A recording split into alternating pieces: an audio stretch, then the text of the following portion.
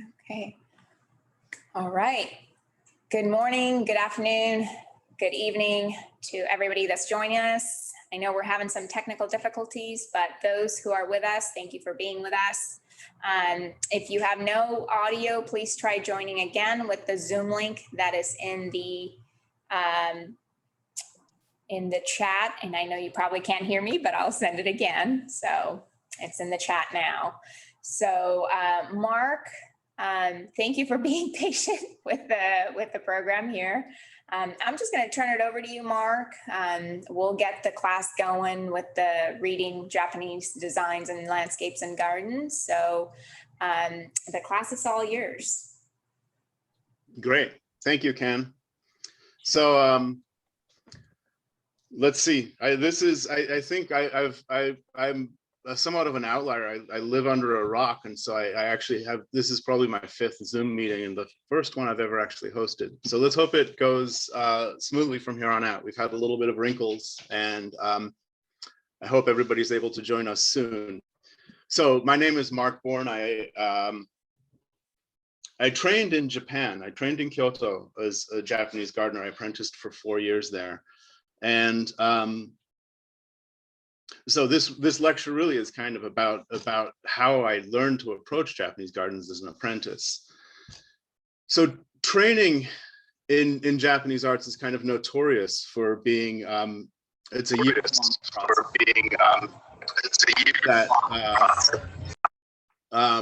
You know, it's this years-long process, and it tends to avoid verbal explanation and also avoids abstract knowledge, the kinds of things you can read in books. And, you know, there's this Japanese expression, remembering with your body. So this kind of description it largely holds true, actually, as a useful guide as you're starting to approach studying Japanese gardens.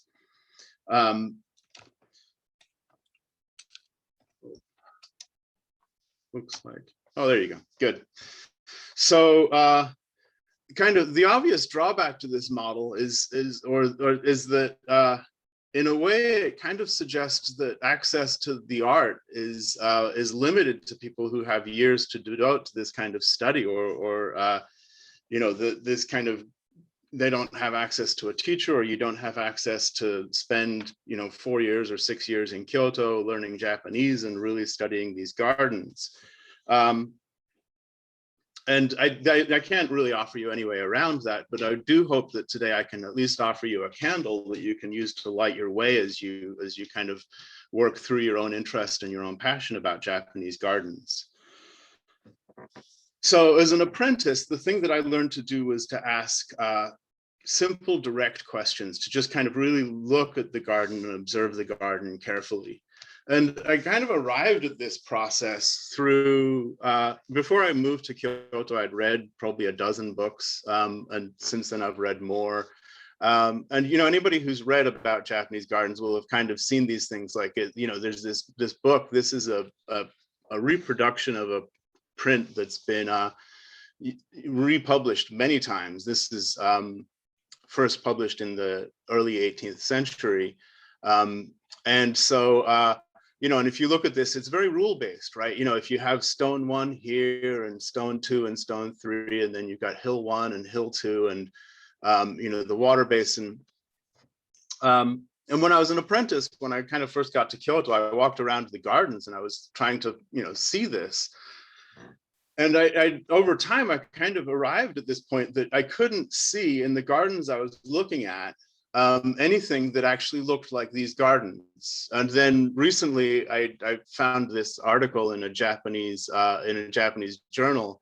And point number 2 that these researchers make is no correspondence was found between the speculations written in manuals and the constructed remains in the strict sense. So really what we have is this idea that the words that you can read in books are kind of fundamentally incomplete in a certain way. And so then you're left, this is, and what I'll try and do is as I go through gardens, I'll try and give you names. I don't have a complete list of all the gardens we're going to look at, unfortunately. And I'll try and get that up with Can somehow. So you're left, this is a private Zen temple in Kyoto, and you're left kind of looking at this garden and then wondering what to make of it. And how do we approach this? How do we understand this type of a space? You know, what if there's not a set of rules, what can we do? So a useful place to start this process is by actually looking at poetry. This is a scroll in a tokonoma in actually publicly accessible. This is in Koto-in Daitokuji.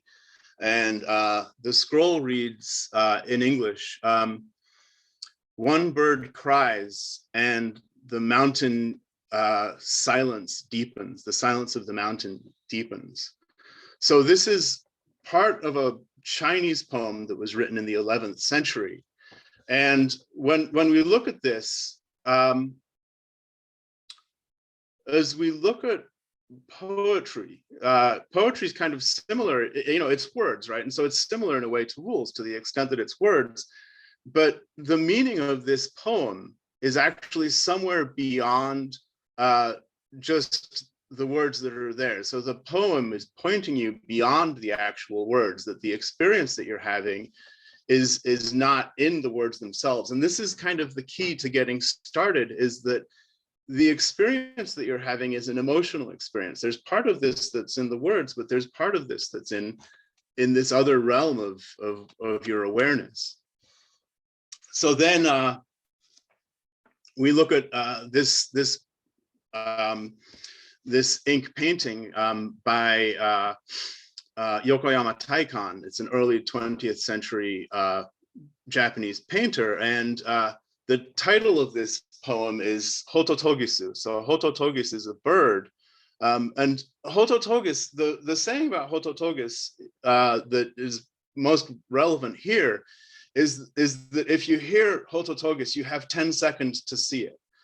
So as a painting, then it's an interesting thing to paint a painting of something that you can't see, or something that's known for being very difficult to see. And the Hototogisu, the cuckoo, is most famous for its song in early spring. So now we have a painting, and the painting itself is, the experience of the painting is entirely within the frame, but also completely outside the frame. There isn't necessarily a literal meaning to this painting beyond the evocative sense that it's got this emotional quality to it. So that gets us focused then on our bodies, on our experiences, on how it is that we're engaging this emotional experience.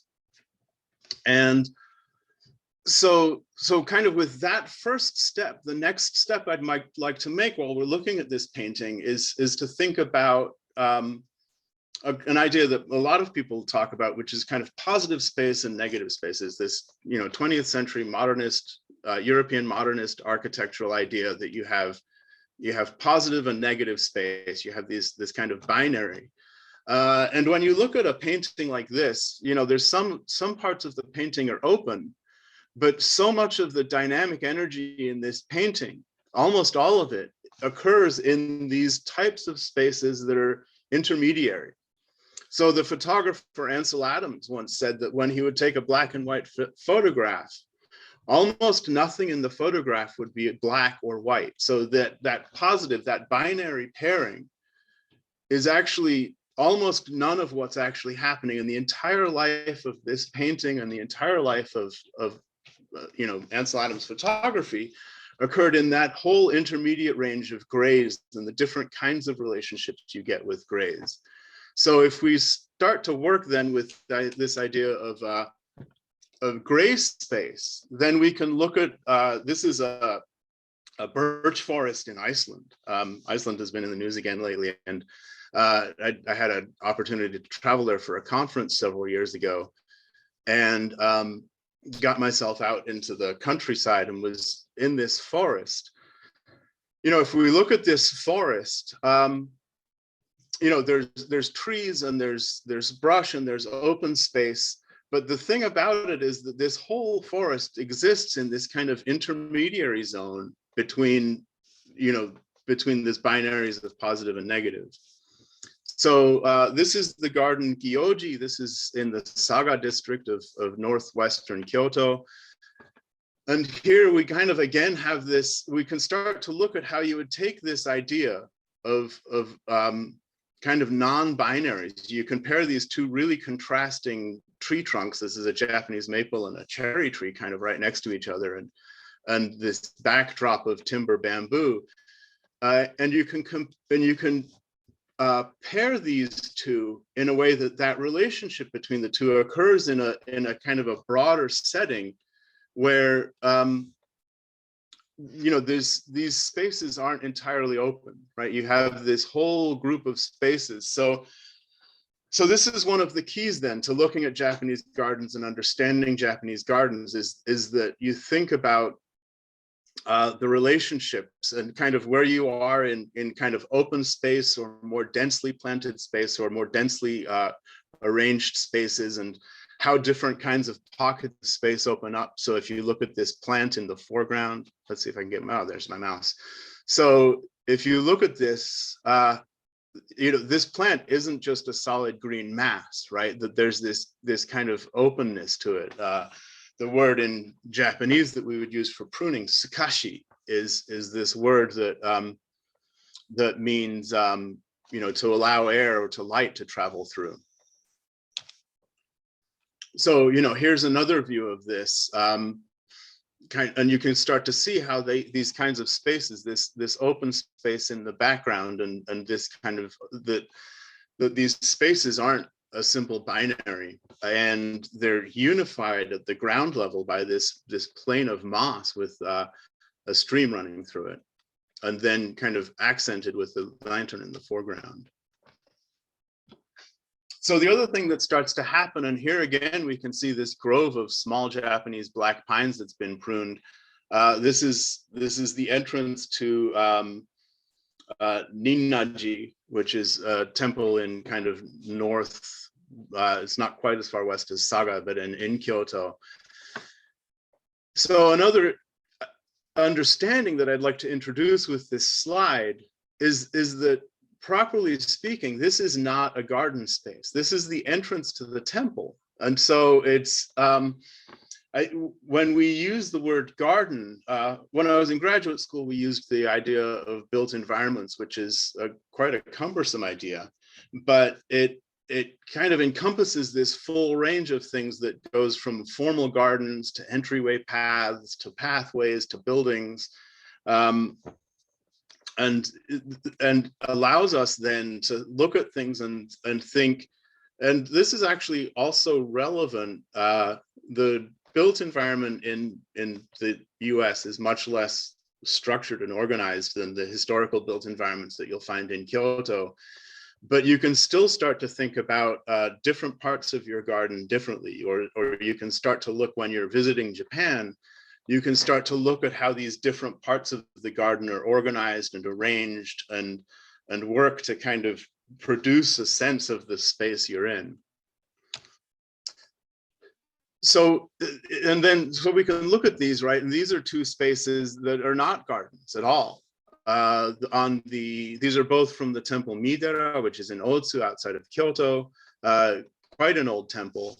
And these buildings are built in an environment that's been quite dramatically changed. You know, you can see here, this wall has been built up. This site has been graded substantially over the past 800 or 900 years. So we've changed the environment, but we haven't gone so far as to make this into a garden completely. So in order to understand that, this is a map of Nanzenji. This is a Zen temple in Kyoto. And what I'd like to look at here, this is the map of the temple. These beige areas are buildings. These are also buildings that are outlying it.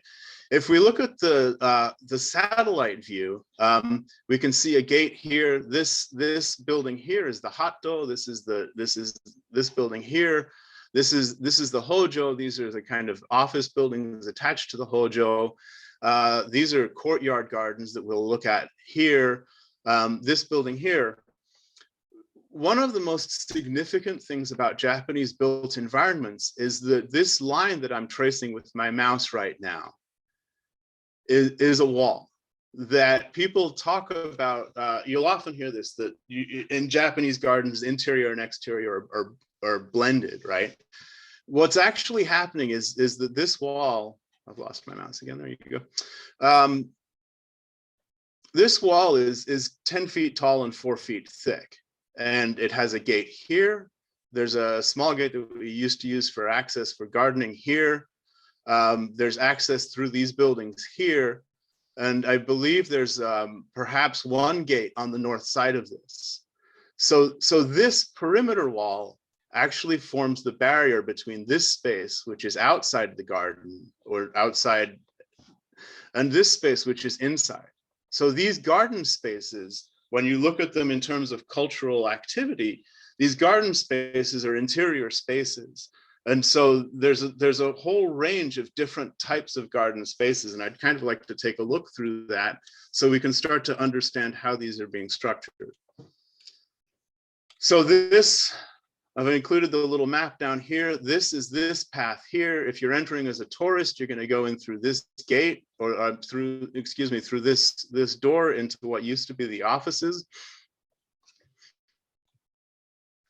And then once you're inside, the gate that we were looking at is just to the left of the screen here. And this is the south garden. This is the type of garden that when people talk about Zen Temple gardens, this is the kind of thing we're talking about. Dry gravel on the south side of the temple. We've got this formal entry gate here that's the south. And this is the roof of the hatto, of the Dharma hall. So you can see that quite a large structure.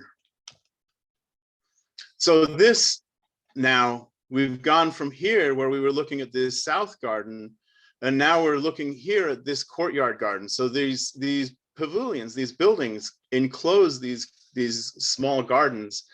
This is a garden was built in the early 21st century by Kitayama Yasuo. This is the person I apprenticed to, and the garden was named after this scroll that was made famous by Sengai Gibbon, the circle, the triangle, and the square, the three shapes that are believed to compose all of the things in existence. So here's a circle and here's the square. There are lines for this. The name of this garden is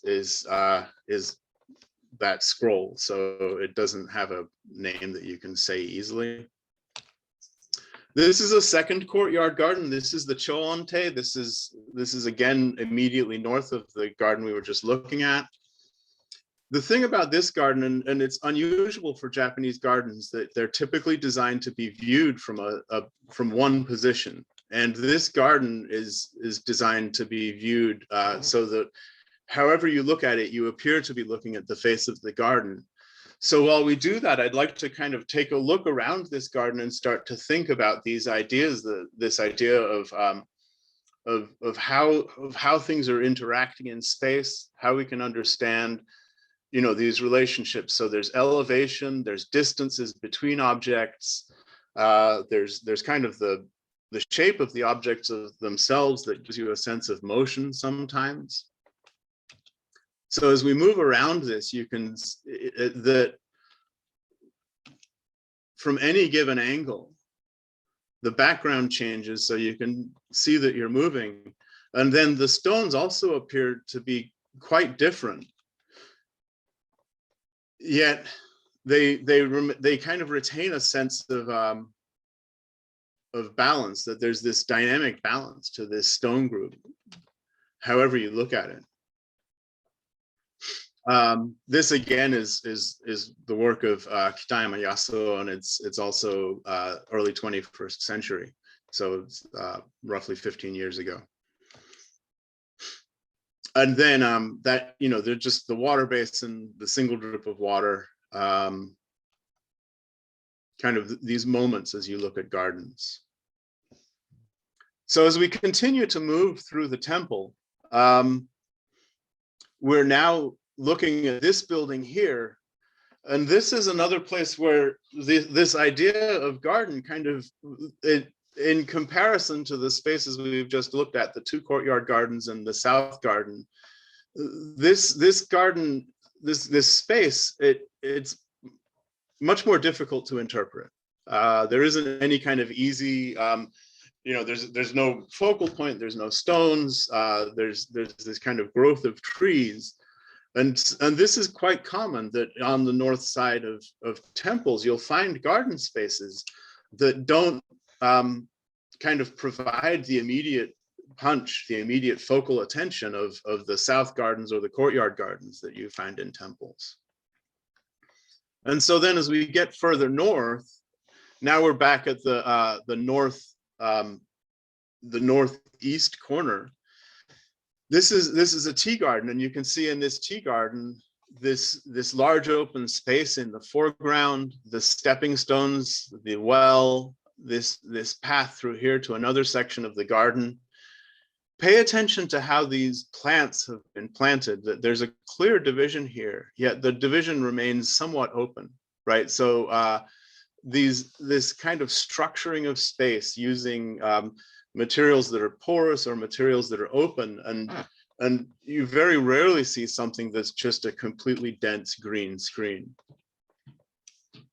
And when we look at this small hedge here, it's almost reminiscent of that same forest that we saw in Iceland.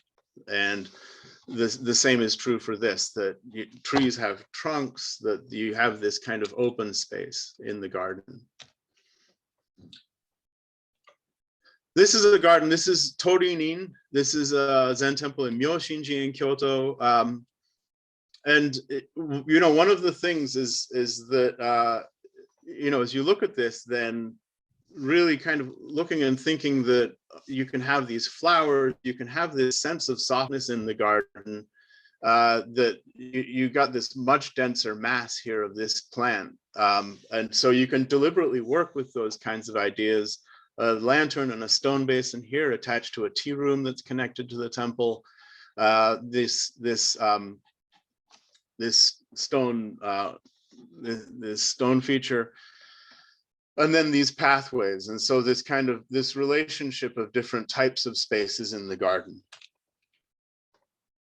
So this is Ryogenin. This is a temple in Daitokuji. This is a kind of a classic Zen temple garden, and I really wanted to look at this one so that we can talk about stones and the dynamics of stones. This is a very unusual stone, and it's the kind of setting of this. So I'm going to just look back here. So this whole setting as a group kind of works together. This is quite challenging to develop and produce this kind of a stone group. Open space in the foreground, this massing of azaleas here as a solid group, the trees beyond the wall, the use of the wall as a neutral backdrop. These are all key features in Zen temple gardens, and also in residential gardens in Japan. And here we see the opposite angle allows us to look at the kind of relationship between this group of stones and this stone here, this group of stones here. This is the south garden, and again, it helps us to illustrate the contrast between the south gardens of Zen temples and temples in general, and the north gardens. This is an early 20th century garden by Shigemori Mirei.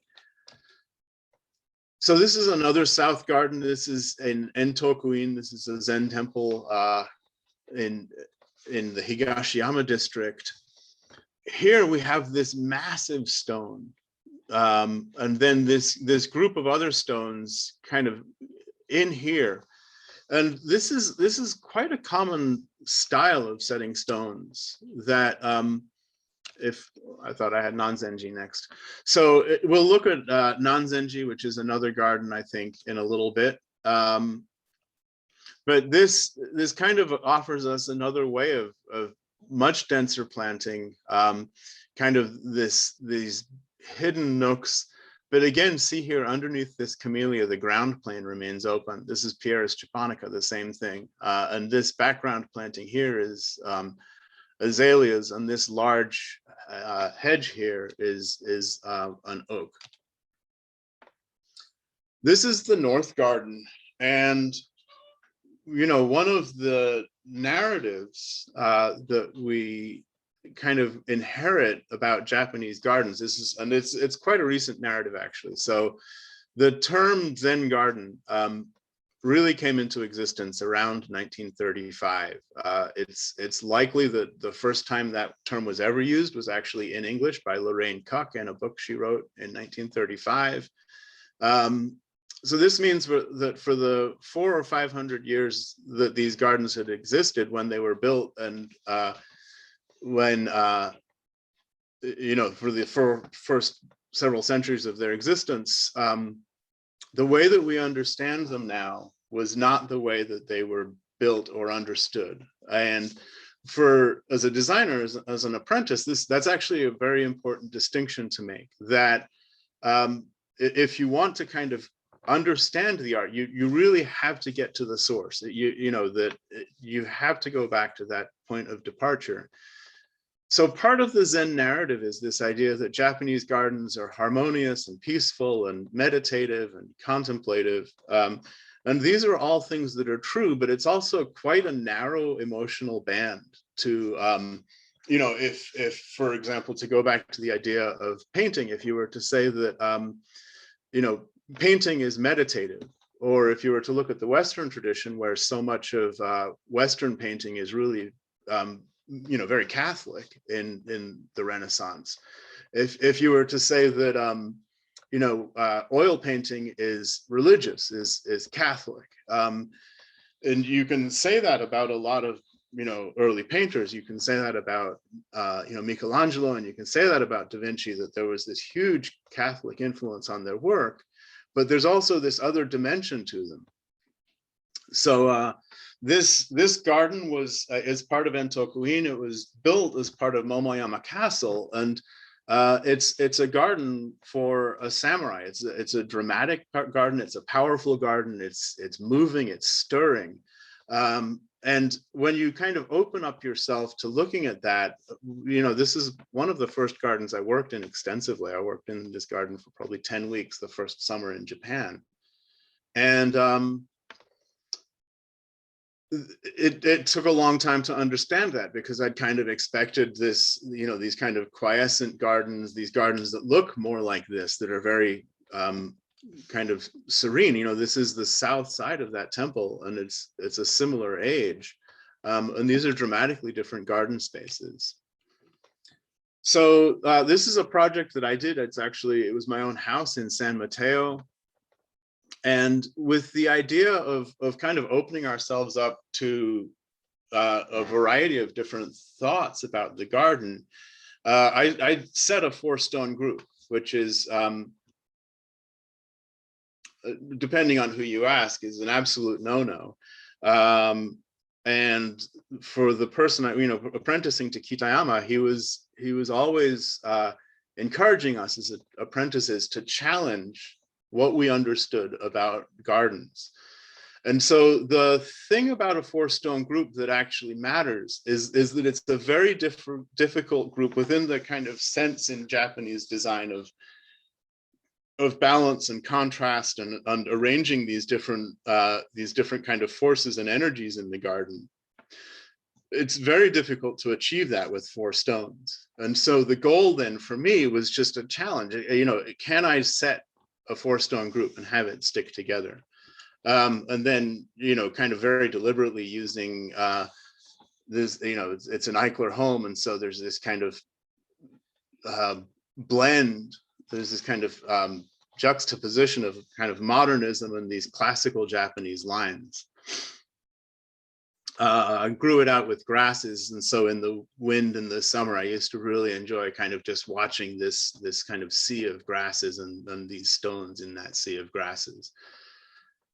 And then the interior part of this garden, once you get to the interior courtyard of the house, it kind of is much more classically referential to the Japanese tradition, 1, 2, 3, 4, 5 stone group, the gravel, the circles, still kind of blending that modernist tradition with the classical Japanese lines, but much more closely adhering to tradition. So when you look at gardens like this, this is this is not a public garden. It's an early Edo period garden, and you can kind of see now that this is the Kokei no Niwa. It's in Nishi Honganji. If I'm getting that right, it's Nishi Honganji or Higashi Honganji. This is a very dramatic garden. This is this kind of these sedimentary stones with this dramatic banding in them. You can see that this type of stone, this work of stone, is kind of very different from what we've been looking at. This is a turtle island, a dry waterfall in the center of the garden, and then this is a crane island. Here's the wing of the crane and the head of the crane. Here's this is likely the head of the turtle, and it's so one of the interesting things is that while I was in Japan, you would kind of say, oh, is this a crane island? And people would say, yeah, it's probably a crane island. That there was again, this gets back to this idea that these researchers that I referenced at the beginning of the talk, that these ideas, because something is a turtle island, doesn't actually make it a good garden. Something is a good garden first. You set the stones well, and then that kind of idea of having a turtle island allows you to, use that as a kind of it's an added motif, if you will. So this is another samurai garden. This is Nijo Castle that was built in 1625. And here again, you can see the kind of dramatic upward energy of this garden. This is kind of widely regarded as one of the masterpieces of garden art in Kyoto. Kind of on most gardeners' lists of gardens that you must see and you kind of have to study. But again, it's dramatically different than the kind of, if you pay attention to the energy of this garden, it's dramatically different from, a lot of other types of gardens, very energetic. This is an older pond. This is Tenryuji, early 14th century, and was built actually as a retirement villa for an emperor. The emperors at that time would retire. They would abdicate the throne to the heir and then retire and live a life in retirement of kind of semi-seclusion. So with this garden, it's a dry waterfall in the center of the garden, a bridge and an island here, and then these kind of peninsulas and stones set on the pond bank. The basic structure of Japanese gardens is an equilateral triangle. So if you look at that, you have this equilateral triangle. And then within that equilateral triangle, if you study natural waterfalls, the basic structure of waterfalls is that they kind of flow. If you look at waterfalls, they never kind of just come straight down towards you, right? That as they're flowing through these rocks, there's this kind of diagonal movement of the water kind of flowing and then flowing and then flowing. And then these drops come down. If you look at the organization of this garden, you can start to see that there's these kind of main lines of this triangle.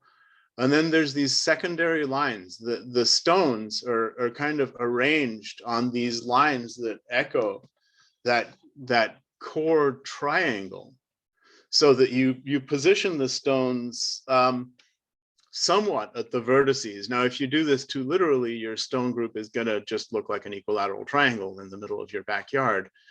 But if you understand that, and then you kind of vary that slightly, you start to have a structure that you start out with that structure, and then the process of building the garden is kind of erasing or obscuring that structure, or just adding some slight natural variation to it. And in this garden, if we get back to that idea that we've got, you've got stones, you've got all of these different sizes of stones, right? So that there's kind of these two stones, and then this is the waterfall stone. So this is kind of a fairly massive grove of stones, and then this stone here. So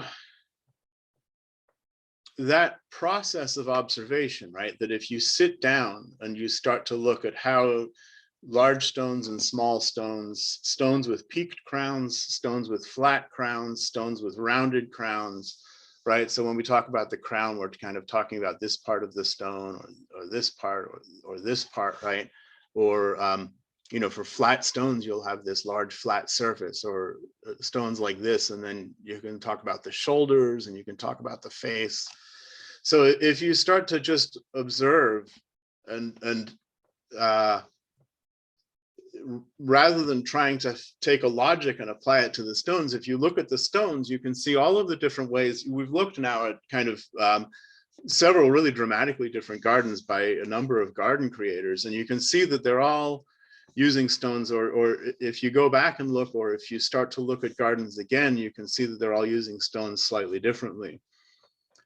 There is a thing here that I would say that the best place to do this is with gardens in Kyoto. The quality of gardens in Kyoto and in Japan generally is just a completely different level. And so, that really this kind of study, you do have to go to the source. Now there's just so much information on the web. There's some really good websites where you can kind of look at these photographs, and it's almost as good as actually going and being in the gardens yourself. And it's a lot quieter. Kyoto has become a very crowded place. So you look here, and we can see a longer view of the pond. You can see the different kinds of these banks of the pond. You can see that there's these stone groups here. The outside of this dry waterfall here, the garden continues, and so you don't have that thing that if you have a small child and they'll draw a picture, and they'll draw a picture kind of in the corner of the paper, and the rest of the paper will be empty. You can see the same thing happens in gardens sometimes, that there's this kind of massive stones, and then the rest of the garden is empty. And if you look at this, the rest of the garden is not empty. They used the whole paper. This is just slightly closer up. And then here, if we look at this island from an angle, this stone is kind of, it's always interesting to look. This stone from the front, it looks very well balanced, but when you look at it from the side, it's kind of unusual and a little bit surprising, right? That you can start to see how the garden is composed, the different elements or the different shapes of stones that appear one way from a certain angle, but differently from another. And then every once in a while, kind of things line up where you get the fish dancing, and you can have your moment. This is a private garden. This is built by Ogawa Jihei. It's Shokuhote, Shokuho and Seiryote Shokuho, and it's kind of at the peak of fall color, which is really just superb in Kyoto. And as we look at this, these red pines, this idea that you've got a kind of a forest, this is a canopy, right? Japanese maples and red pines as a forest overhead. Pieris japonica. This is a viburnum. And another plant, this is large mondo grass, and these are Japanese plants that I've never actually seen outside of Japan yet. So they're probably somewhere, but I haven't seen them. And then this moss ground cover. So there's these kind of open spaces, these masses, the ground plane remains open. And then this kind of irregular spacing and this kind of dynamic arrangement of plant materials. a simple water basin arrangement, kind of screened with aspidistra and enkianthus and the pines and the trunks of pine trees, a gate. And then this is the view of the garden from a kind of a sitting area, something almost like a patio, if you will. And this kind of forest of planted trees and Japanese maples, kind of echoing the ridge of Higashiyama in the background. So that same kind of an idea. This is a garden that I built. It's in Seattle, and it kind of takes some of the components of the Zen tradition, or the Zen garden style. You know, this open space that here, instead of being gravel, is a patio to sit on. This boulder group, and then these hinoki and a miscanthus. There have been some edits to this garden recently, so it doesn't quite look like this anymore.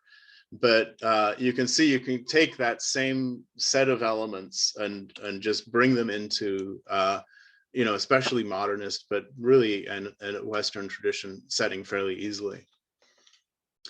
This garden, I think it's 1:53. I think I'll move through this fairly quickly and get on to another section of the lecture.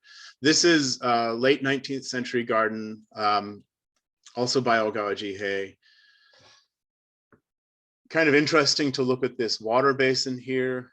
There are kind of things you can do in Japan that are very experimental and innovative, that sometimes work in outside of Japan and sometimes don't. This may be one of those that the execution, the kind of the precise arrangement of this works very well, but as an experiment, it may not hold up in another setting.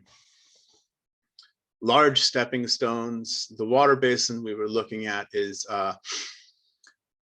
over here, kind of looking back in towards the garden. You can see that this garden is fairly densely planted, and so on a small urban plot, and then this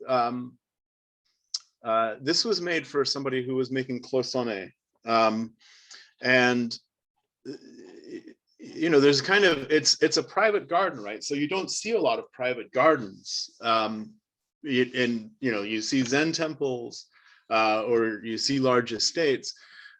One of the things that really surprised me in Japan, you know, we were working in private gardens. Not everybody is a Zen monk in Japan, and not everybody who has gardens is a Zen monk. And so in private gardens, there's this kind of playfulness and whimsical approach to things sometimes that it's you know, in the Japanese sense, it's there. Well, when you train in Japan, you kind of learn restraint, but in that there's still kind of, it's good to allow yourself some space to explore. This is looking down. I'm now standing right next to where that water basin was at the beginning, looking towards the back. You can see the property is actually quite small. So this is the back of the property.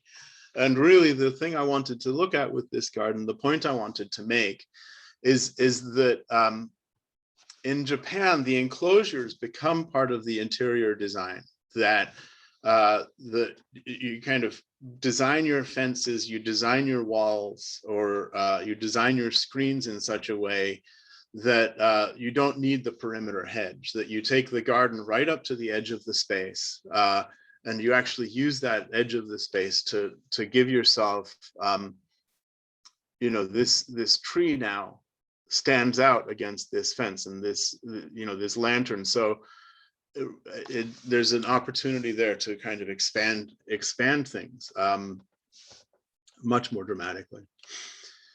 And of course, you know, the plant pruning, the maintenance is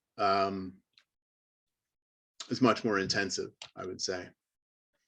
So the last thing I'd like to do, I'd like to quickly take a look, and I think we're doing all right for time. Is that right, Ken? How are we doing?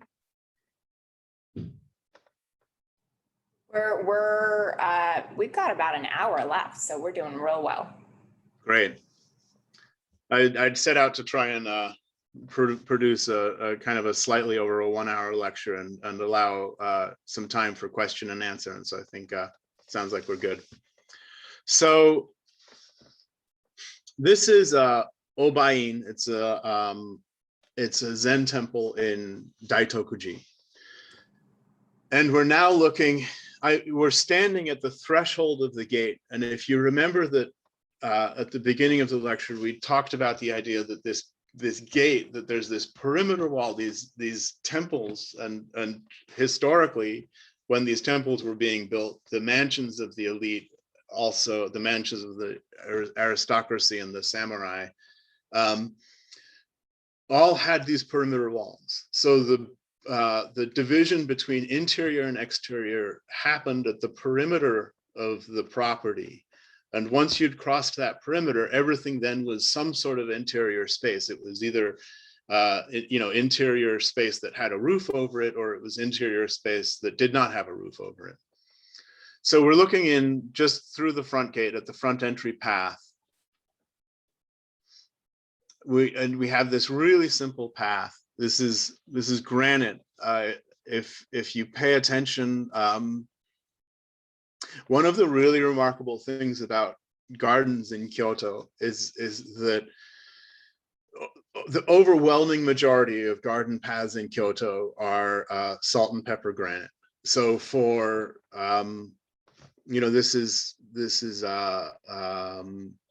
mid 15th century garden. So this is roughly mid 16th century, mid 1500s.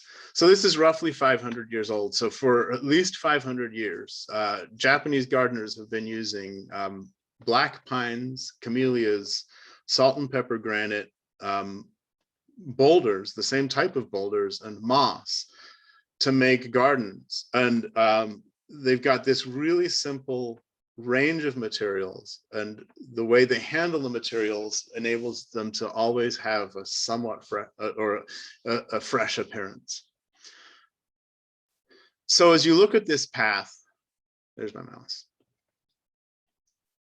You've got this path goes up to this this entrance here, and then there's a side path that would go to a secondary entrance. You can see that this is the same pattern, that this side, now we're looking at this secondary entrance, and you can see that what they've done is that they've changed the texture. The material is the same. This is still salt and pepper granite. It's stones, it's cobbles, or kind of cobbles, rather than this dressed stone. And this kind of very simple design, very simple lines, is just this rectangular repeating. This one diagonal here kind of changes things just enough, but it's always this amazingly simple design. So I worked on a project in Seattle here where the homeowner had asked for the same type of path that I was building when I was training in Japan. And the key to those paths is these long granite beams, and you really couldn't find what I was looking for. And so what I did is I got two stones. This is one stone, this is another. They were 3,500 and 2,500 pounds. So it was 3 tons of material, and split the material myself, brought it into the garden, and used it to make this path. And so here we're using the same kind of material. We're using these kind of flat-ish granite cobbles, this diversity of sizes, this kind of variation in the finish that's really key to this. That there are a couple of challenges when you work. In the US, materials are sorted by size. And so finding coming up with the material that you have, cobbles or things that range from 1 inch by 1 inch to like 6 feet or 8 feet, and then all of this diversity of sizes in between. So this is a stepping stone path. This is in Kodaiji, through this kind of rustic gate and a stone group here. Sometimes all you need is this really simple line through an open space, and the use of these enclosing walls, these two walls are different. I mean, this isn't something that's necessarily the product of a deliberate design, but is more likely that just a kind of coincidental result of development over several centuries in this garden. And here we have a similar effect. This is, and we're going to stay with this garden for a while. This garden is Okochi Sanso. It's near Tenryuji in Arashiyama. This hillside of these dwarf red pines, the roof of the gate here, the two roofs of the structures, and the path turning this corner up the hill. This is another shot, just kind of looking at path details. I'm going to kind of skip through this quickly. So here the path again, you know, these simple curves, right? And the challenge in Japanese gardens, and the thing that you train yourself to be aware of is when is the simple curve just right? You know, how far do you travel? How many steps do you take? How far can you tread back on yourself, right? That if you're trying to go here, how far can you loop back this way before you get kind of frustrated that you're walking in the wrong direction? You know, how do you do all of those things? You get to the gate, and then the texture of the path changes again. This kind of carefully laid cobble, these large stones, and then these three steps, and then this carefully laid cobble leads us up to this wide lawn area and a view of the hills behind us. So lawns, I'll just point out quickly, lawns in Japan have a long history. So the original gardens in the 8th, 9th, and 10th century, lawn was really the predominant material used as a ground cover, and moss at those times was regarded as kind of a sign of neglect or a sign of decay.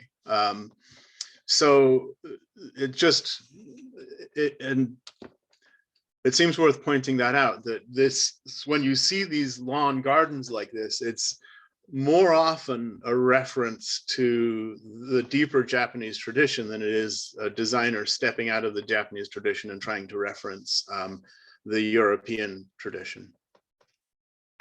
This path here, these large cobbles, this bank of stones, these pine trees. This garden is also early 20th century.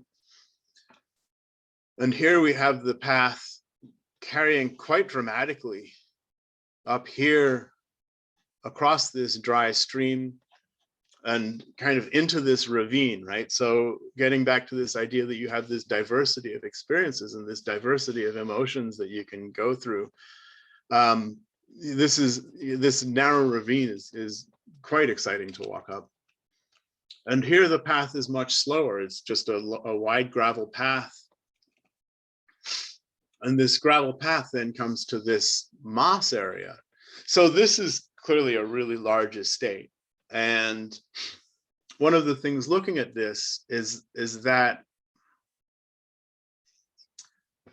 you're not necessarily going to make a 20-acre garden, but as you approach the garden, you can study the ways these different parts, and this is true when you're apprenticing. So if you're working in something, you know, like the temples or the imperial palace, you're not going to reproduce something at that scale. But then if you study the ways these different parts of the garden are put together, the ways the perimeter of this open space are defined, the features that are used, the way these divisions are made, how like kind of really just slowly observe the technical details.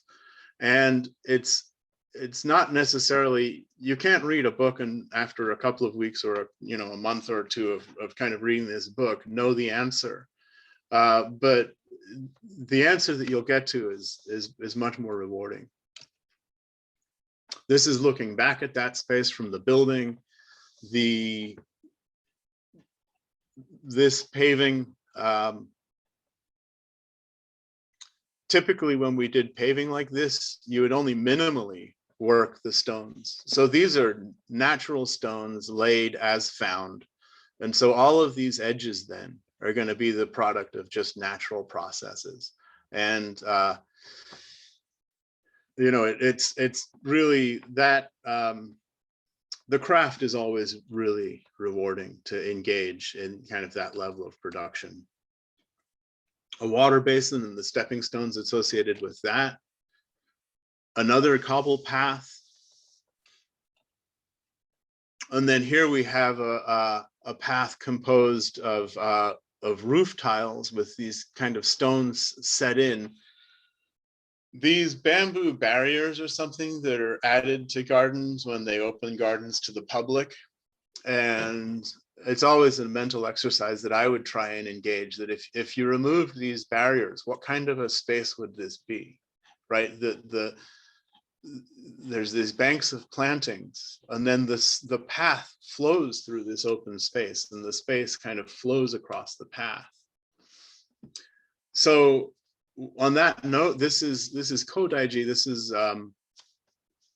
was the first temple where I worked in Japan, and one of the last things I did before I finished my apprentice was make these banks. The stones were added later, but it seemed a good note to end on this kind of early autumn sunset in Kyoto. So thank you very much for your time.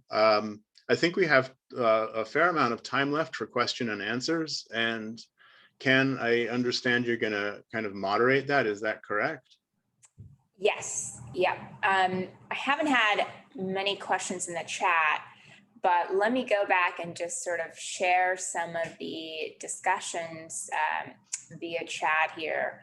One of the earlier conversations that I remember is you had mentioned the groupings for the rocks, and you said, you know, it's almost out of the normal grouping to do a 4 rock formation, and to typically avoid 4 things in gardens or designs. Yes. Could you elaborate on that a little bit more?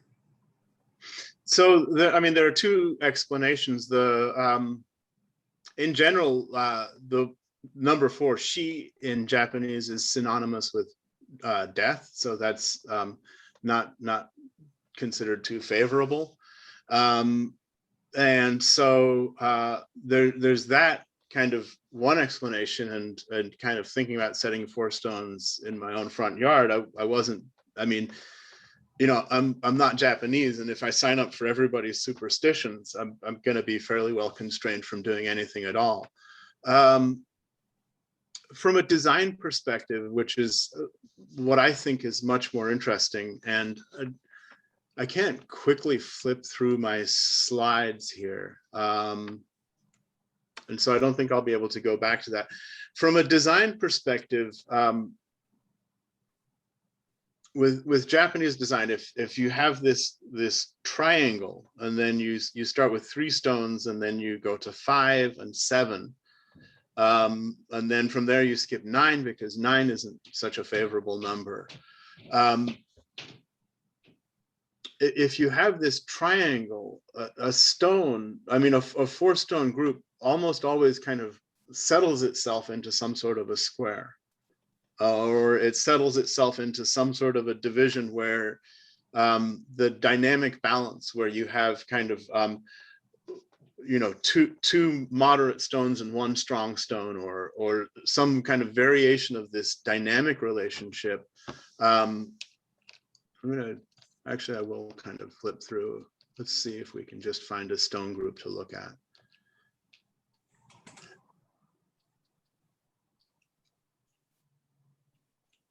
You know, so if you look at this stone group, and originally we'd been trying to save this dogwood, and so we didn't do anything in this part of the garden. But so you have this stone group kind of continues here, and you're trying to kind of balance these relationships, that this strong stone here kind of forms this triangle. This stone here is this kind of like this view of a distant mountain, and you know, you're trying to kind of set up these dynamic relationships. You know, so if you look at, let's find a good stone group in here that's easy to kind of really.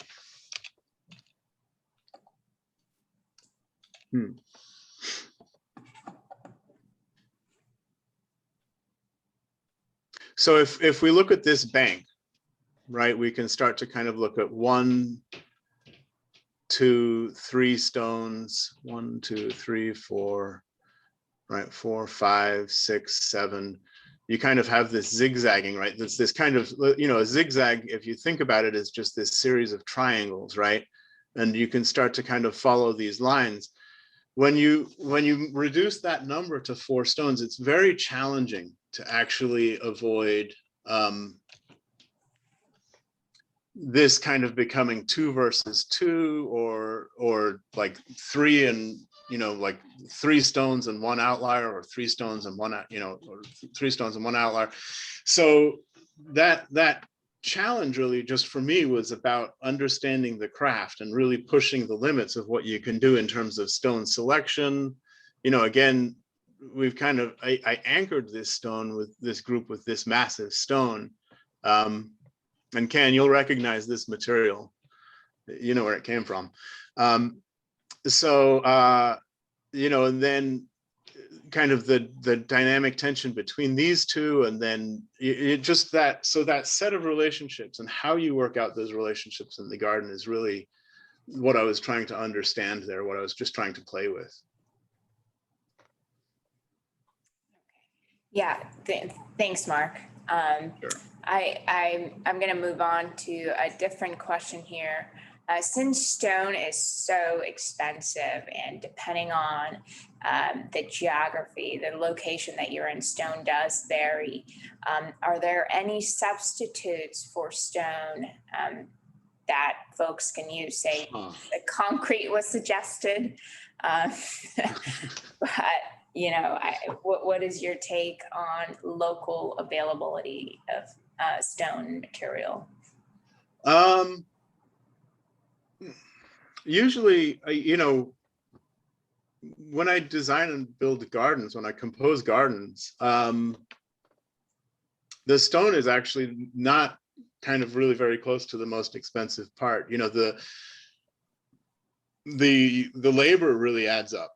You know, so if stone is, let's say, I'm not sure what Bay Area prices are like. Let's say I'm paying $150 a ton for stone in Seattle, and I get you know, 10 tons of stone. That's $1,500.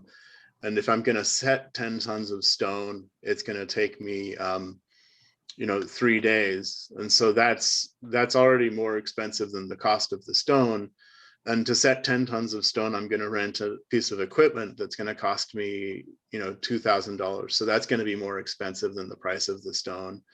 And then I'm going to have additional labor on hand. That's going to be more. So kind of when I've just done that part of the project, just the stone alone isn't actually the really expensive part. The really expensive part, the kind of scale where you're working with, you know, and I've taught how to set stone classes in the past, and Ken and I, we talked about kind of doing how to, and I said, well, you know, really the first thing you're going to do is you're going to rent, you know, a 5-ton excavator. So I'm going to have to teach people how to drive heavy equipment. And so, you know, I think, you know, if you're working with like, you know, 4,000 pound or 6,000 pound materials, which typically I am, the cost of the material is kind of less than the cost of the labor, you know. And I understand if people are kind of doing the work themselves, that equation changes dramatically, because you know, then you're doing something really different. But you know, then perhaps like if you're doing something that you can do with a hand truck and a digging bar and a shovel on your own, you know, I would say that you're still going to be, you know, you're going to be buying, you know, maybe a ton or two of material. You know, if the heaviest stone you're going to use is 200 pounds, you know, a ton is 10 or 12 stones, or let's say 11 or 13 or 9, depending on which superstition you're going to sign up for. You know, you're going to have to go for one or the other. So, you know, that's still going to be like $200 to $400. So I'm not sure that, yeah. I mean, concrete, and alternates, that's just not the tradition I trained in. So you know, I think there are some people who would do that, but that's just a really different tradition. So. Okay. Alrighty. So we're moving on to a slightly different subject here, away from stone. So to what extent are the trees shaped by pruners or designers to get those dramatic and intriguing lines? Let's see here.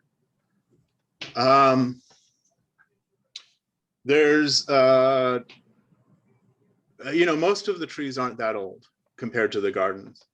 There are very few trees left that are planted in Ginkakuji. There's a 500-year-old Podocarpus. In Kinkakuji, there's a 600-year-old white pine. So all of the trees that you see in all of these gardens are trees that were planted as garden trees and have been maintained as garden trees. And then when the time comes, they're going to get cut down as garden trees. And so that cycle, I mean, when you're talking about gardens that, you know, are like, you know, 400 years old, and the lifespan of a tree is going to be, you know, somewhere between 80 and 150 years. You know, that cycle is just part of the garden, right? So these shapes are kind of entirely the product of pruning. You know, these are garden plants. I often tell people you should just think of them as kind of, you know, complicated cabbages, really. So, you know, so. So could you suggest some easy ways to add Japanese feeling to a garden without making a whole remodel or making over the whole thing? Perhaps add a stone fountain or a big rock, or any other suggestions? You know, if I were going to say that,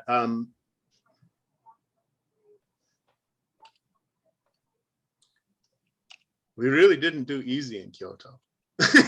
You know, that's right. That's and so you know, and so kind of I think the key here, the way I'm going to try and think about this is that you know, there's different kinds of ways of feeling something, and for me, for the tradition I trained in, the thing that you're trying to feel is a certain type of space, a certain set of relationships in the garden. And if you want to achieve that feeling, then the key to doing that is those relationships. And so the garden isn't the objects you've placed. The garden is the relationships. It's the spaces between objects, right? You know, it's like if you think about a forest, you know, a forest isn't trees. A forest is trees in the space between them, right? That once you get to something, so if you get to 5 trees, 5 is the first number where you can put one of the trees inside the group, right? Let's see if I can find, I don't think I have a slide that I can think of right off the top of my head. So, you know, if you look at this is Torin, you know, we looked at this earlier. You know, if you want your front yard to feel like a Japanese garden, then kind of pay attention to how this garden is built, right? That it's Stuardia pseudocamellia is the tree. This kind of these open branches, this background here, you could substitute that with a hedge. The garden itself, if you look at it, is fairly organized, right? There's not a lot of kind of things flopping around or like irregular wavy lines. That the lines here are fairly deliberate, fairly well thought out, quite intentional, right? So that kind of we talked about S curves with paths earlier. So if you look at that, I think in like I said, in the tradition where I trained, that's how I would approach it if you're going to just try and make some simple changes. Okay, thanks, Mark. Yeah. So we'll move on to a different question here, and this comes from an individual who's trying to create a Japanese garden in a pot, and they're asking, would it be inappropriate to only have a single rock, and the two plants in the pot that they will be planting are Acer palmatum, Mikawa yatsubusa, and moss, and the pot is round. So what are your thoughts on just combining just a singular Sounds great. Sounds great. So to go beyond just saying sounds great, sounds good to me. One of the ways we learned how to set stone is by going around, and I was going to try and get my my son to do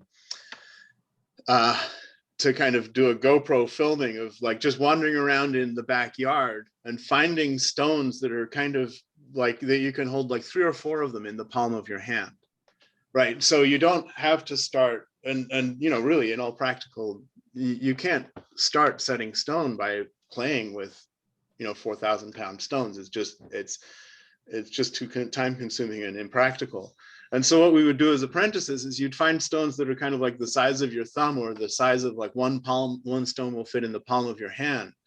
And look at the stone and look at the shapes of the stone and the surface texture of the stone, and kind of think about the stones that you see in Japanese gardens, right? There's no you don't have any kind of big divots in the faces, right? And these kinds of shapes, and if you start to do that, then something like making a pot garden, bonseki is the word for bon means tray, so bonsai means sai is ueru, is to plant, so bonsai is to plant in a tray. Bonseki is the word for stone, so bonseki is to put stones in a tray. These are both practices that have a long and very serious tradition in Japan. And so depending on the size of your container, and I really don't do a lot of bonsai. I work at a different scale, but and so in terms of the actual plant selections, I don't have a lot of input there. But kind of doing something in a tray like that is absolutely sounds great. Okay, thanks, Mark. So this next question, questions, as I should say, they're sort of loaded. So bear with me here while I read this entire thing out to you, and then you can share your thoughts regarding that. So this person is asking, what are your thoughts about trying to translate Japanese design to Western landscapes and climates where other trees, plants, and stones might be more easily accessible? Would you focus on keeping similar shapes and silhouettes while substituting Japanese species and stones for things which are more natural to the area in which one is designing? Also curious to hear your thoughts about how to mirror features and borrowed views within your design. Example, if you have a mountain or tree line on the horizon, how would you mirror those shapes in the garden design in order to highlight it? Yeah, wow, that's a great question. So, I worked, after I completed my apprenticeship in Japan, I worked in the Bay Area for a while. And while I was there, I really advocated for using native plants. I love native plants, and which is part of it, but like that usually that kind of what you personally feel isn't necessarily reason to advocate for an approach to a tradition, right? That the thing about Japanese gardens, and this kind of came up in that one garden. Let's see if we can just. I hope everybody's got their seatbelts on. There you go. So sorry for the kind of jet speed lunge through the slides there. One of the amazing things in Kyoto is that the gardens are made with the plants that you see in the mountains. That there's this like really intimate relationship between what you put in the gardens. This doesn't mean that everything in the gardens is native, but what it means is that the colors and the seasonality of the plants and the behavior of the plants is kind of consistent, so that this borrowed scene looks like part of the garden. If you took this garden and transplanted it into, let's say, the Santa Cruz Mountains or Northern California, or you could probably kind of pull this off in Seattle, but it would still look pretty abrupt. Because the other thing that's going on here is that you're in Japan, right? And so, this garden relates to other garden spaces, right? So that there's that whole kind of setting, that whole context that you're in. So kind of so as one part of the answer, I really advocate for using native plants. Then the other part of that answer that kind of I was just talking about is that there's another thing that's the native patterns, right? That what I learned as an apprentice and what I'm really interested in as a designer is kind of understanding these relationships and these patterns and how things are organized and how things fit together in the world. And that's a much more complicated thing, because pines in California just don't do this. They kind of do this in Seattle, and the level of maintenance that you need with pines like this is just really it's just a challenge, and it just doesn't work in the Californian environment, or a lot of the Pacific West Coast, or I guess the West Coast is the Pacific, so the Pacific Coast.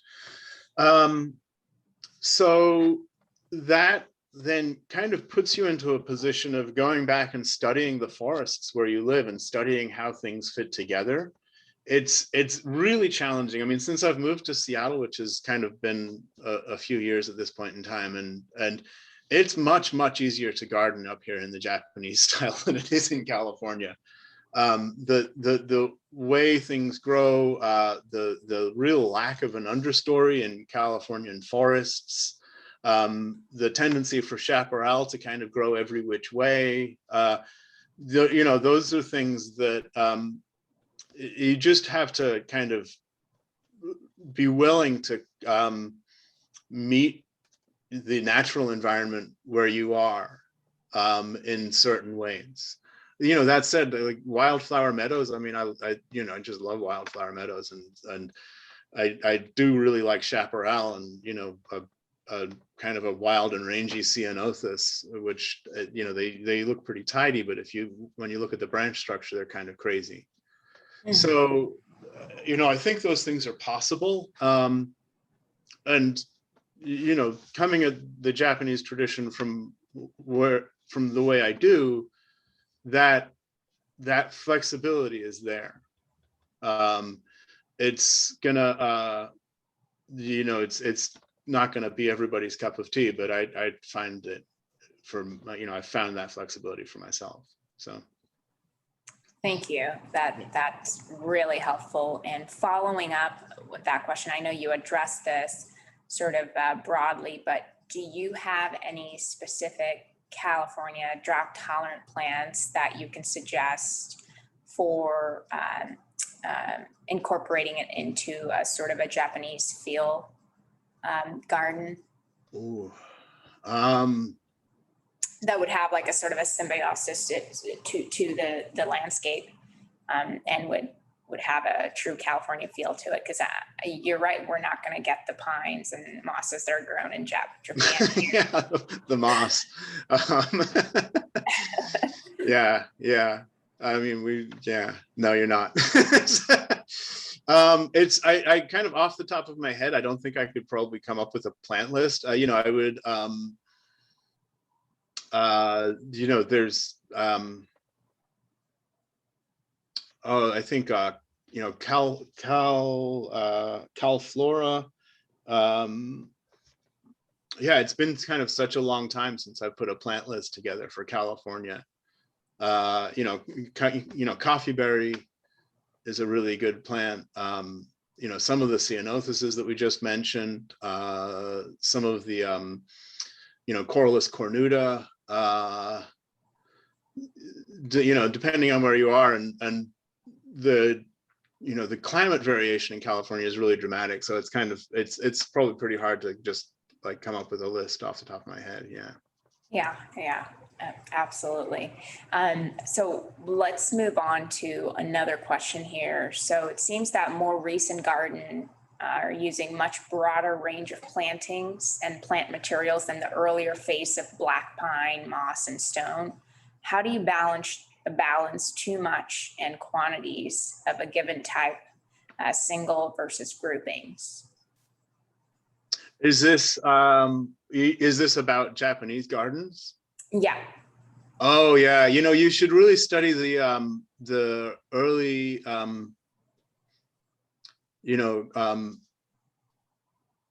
Kamakura period emaki. If like you look at something, these picture scrolls from like the kind of showed Heian period gardens, and something like the seven flowers, the seven wildflowers of autumn. And so if a garden tree has a lifespan of like 80 to 100 years, something like a spirea has a lifespan of like 30 to 50 years, maybe, or maybe less.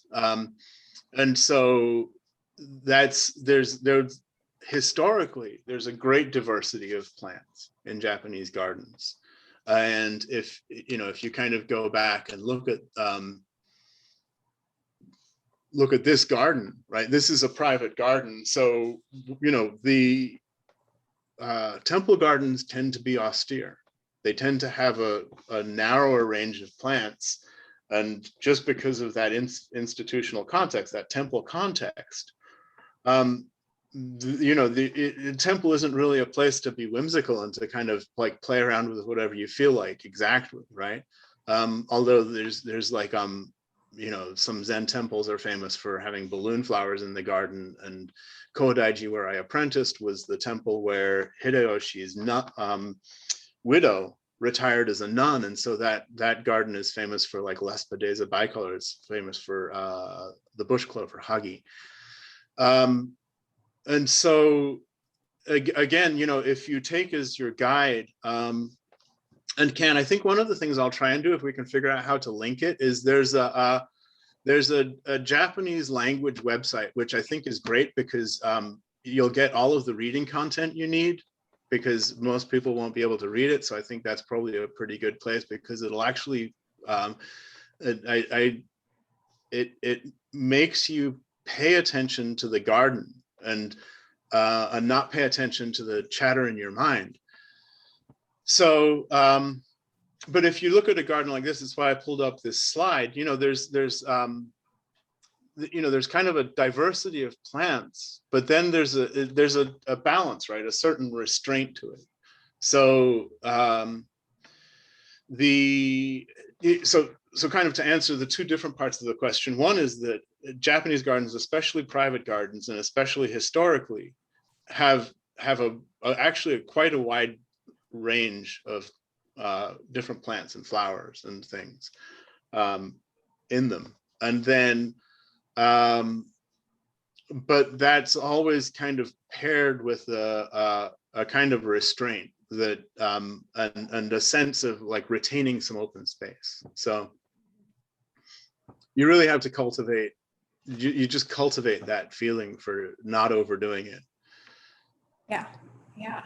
Well, so I'm trying to find this question here. There was one that was sort of relevant to what you're talking now. So can you incorporate edible trees or shrubs like persimmon for Japanese gardens? I know you have sort of a freedom to explore, but what are your thoughts on incorporating edible plants?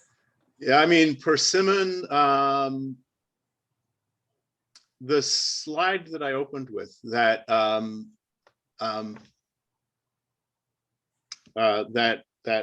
umbrella, and you know that it's a historical rain gear, right? That is a hut that was the hut where one of Matsuo Basho, the famous haiku poet, one of his apprentices lived there, and that hut is called the Hut of the Falling Persimmons. So, and kind of thinking about this, that there's, you know, that this, so if I were to put a persimmon tree in this garden, you know, you could possibly make that work. In some other gardens, persimmons, you know, that's a classical Japanese plant, right? Or classic Japanese plant. And, you know, there's persimmons in some part of the inner grounds of the imperial palace, but they tend to be not as parts of garden, right? Or not as parts of formally structured gardens.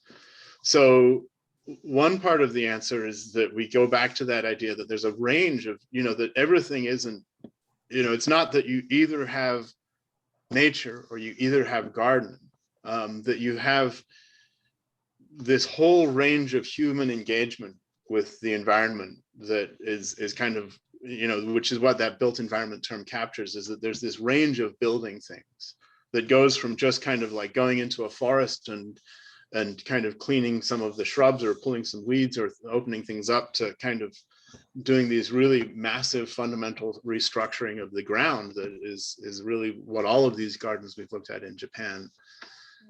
So and then edibles, you know, it's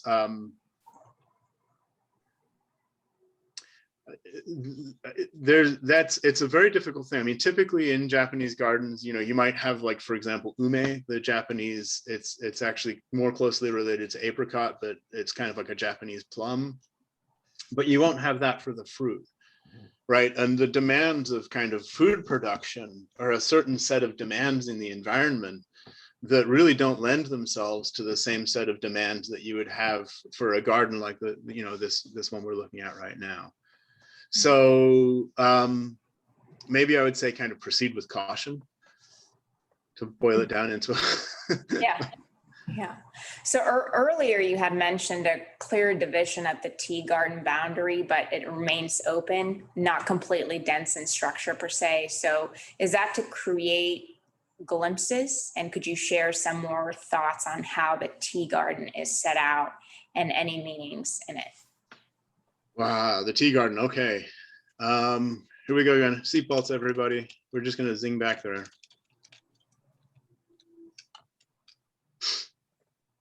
Yeah, so this is a tea house. This is actually two separate tea houses, right? This is one tea house. This is another tea house. You know, for I've worked with San Francisco Zen Center's tea program for probably about a decade at this point in time or so, maybe a little bit longer, designing the tea garden there. And you know, tea garden design is really complex. I would say probably, yeah, I'm hard pressed to kind of come up with a short answer for that. You know, like how you make the space, you know, sukasu, how you make the space porous, how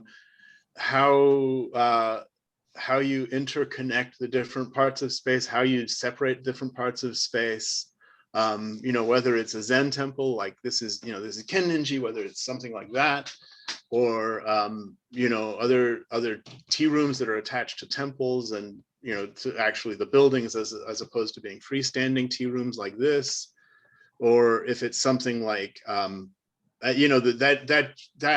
tea gardens is really like there's a lot there. And so kind of giving a simple answer about how you would approach that, I just I'm a little bit of a loss at how to really do that. Kind of looking at this, I mean, I can say about this garden, this one in Nanzenji here, in Zen temples, the tea gardens are often much more sparse, right? So if you look at Urasenke Konnichian, or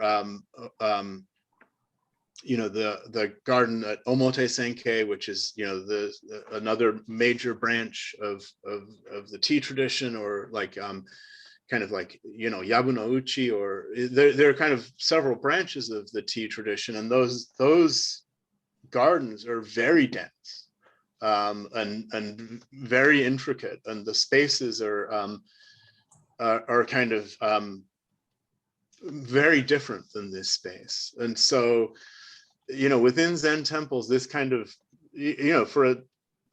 for the inside of a Zen temple, this is actually quite dense, right? And for at Urasenke Konnichian, this space would be kind of run fairly standard, and the entire garden has kind of this feeling of density. And so then, but like how you lay out the stepping stones and how you interconnect the spaces, that's like a whole, there's entire libraries about that. So yeah. Thanks, Mark. Not quite an answer, sorry. Never a simple answer, right? We'll move on to a different topic here. Could you comment on mid-century architecture, like the Eichler that you shared with us, and Japanese gardens, specifically what aesthetics they share and suggestions on how to integrate mid-century modern design and Japanese garden design? Yeah. I mean, it's,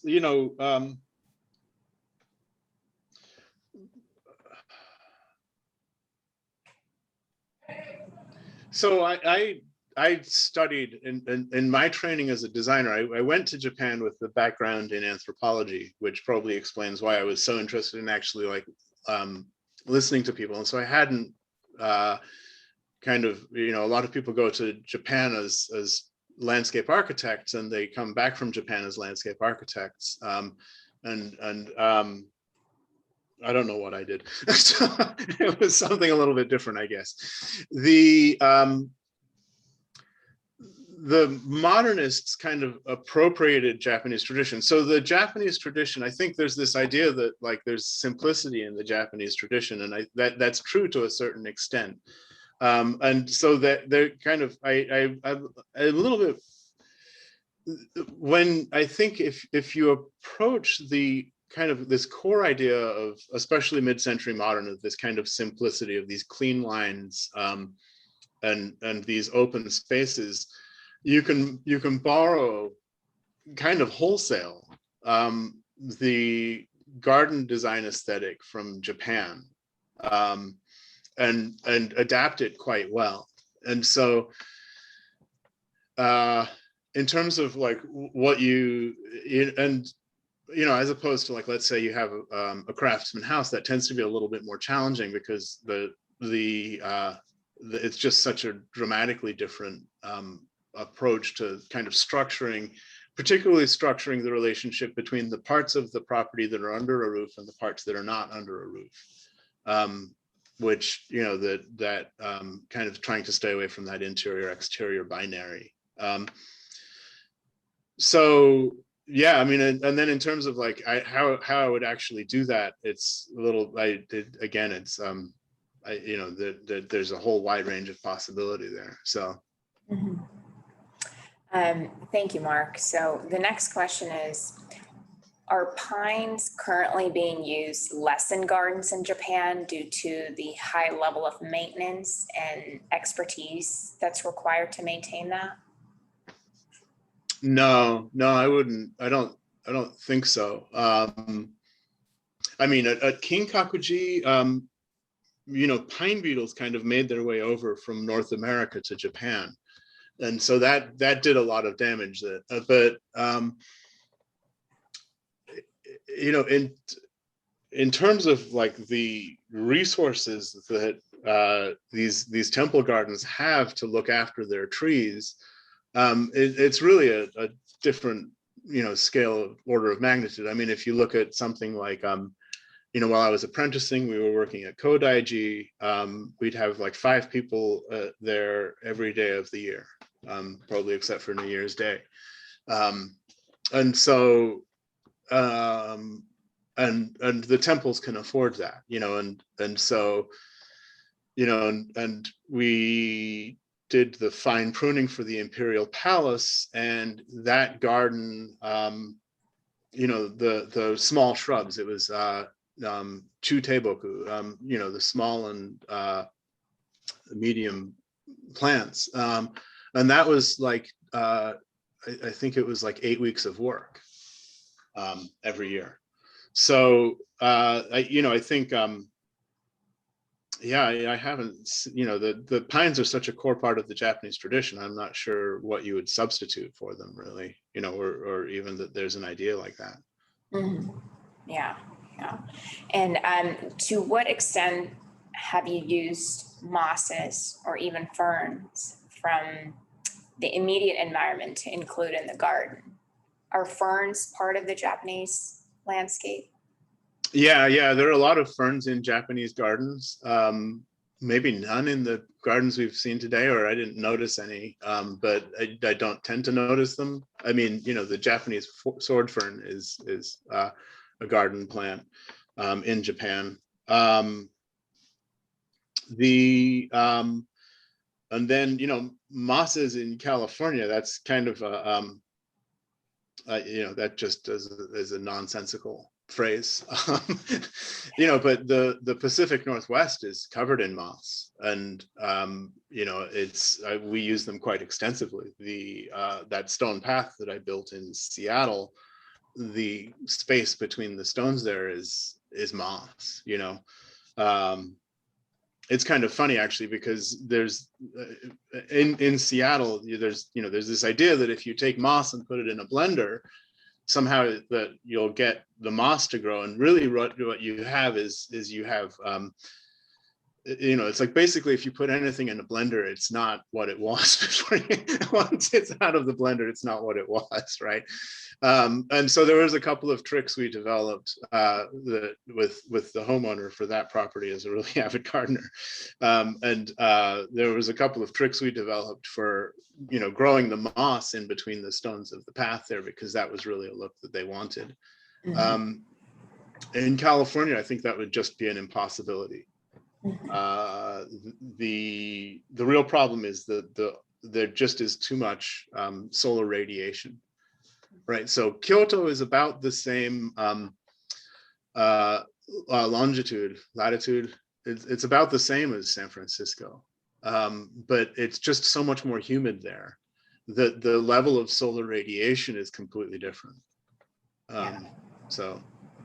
And I skipped over this question mark earlier, but I'll ask it now, and it'll be sort of our last question to conclude the talk. But can you talk a little bit more about the types of mosses in Japan versus the mosses that we have perhaps in Seattle or California? Yeah, California, I mean, actually, so I was hiking in the Santa Cruz Mountains. I mean, if you hike in the Santa Cruz Mountains, you'll find mosses, and you'll find you'll find these kind of sugigoke, jigoke, right? I mean, there's and then basically the broad families of mosses. And I'm not a moss horticulturalist. I mean, I'm not a horticulturalist in general. Like you know enough to navigate the world, but so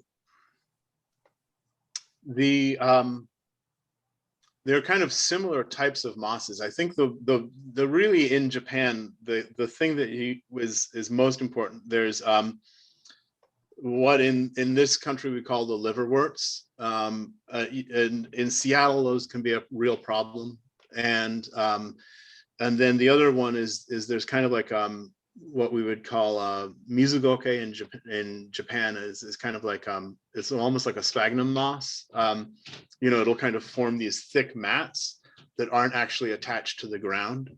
So the mosses we're looking at in this picture, this is kind of like what we would call a jigoke, and this is like the sugigoke. This is these club mosses, and I've forgotten what we call these. What these are called in English.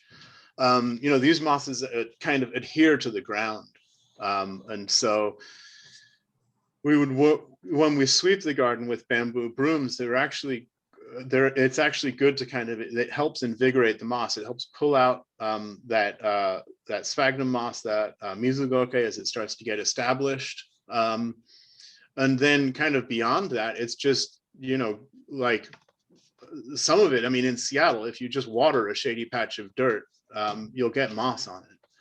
And to a certain extent, I've had that happen in gardens in California, but it tends to be much more difficult. And so that's kind of like just allowing things to unfold as they will approach. Beyond that, finding resources where you can kind of legitimately get hold of moss is much more difficult. It's like knowing somebody who has private property who will let you kind of gather the mosses. And then, if you're interested in having that resource last any length of time, it's gathering the mosses in a way that they're still going to be reproducing. And I think anybody in the Northwest who's spent time in the forest knows that like these established moss groves are something really, really magical. And kind of going in and digging into them is well, I wouldn't just think that would really be appropriate. So, but yeah, I mean, I think, that's kind of one of those things where as you just experiment, it gets a little bit back to the question about working with, native plants and kind of in California where the environment is just so different. And in the Northwest where we have mosses, and the environment feels a lot more similar to Japan, a lot more like Japan. It's just kind of working with that, the materials around you and observing the materials around you. Yeah, thank you, Mark, for that answer. And I think we're pretty much done with the questions for this afternoon. And I learned so much. I know we've been trying to have these classes for a while now, and I'm just so glad that we were able to connect today and give this class. And it's just so wonderful, and so glad that it's recorded. So this will be posted on our website as early as tomorrow. And I want to thank everybody that attended today, and especially you, Mark, for educating the virtual world in our community regarding this beautiful, beautiful Japanese landscape and craft and art. And thank you again. And any closing remarks that you'd like to share, the floor is yours. Thank you, Ken. Yeah,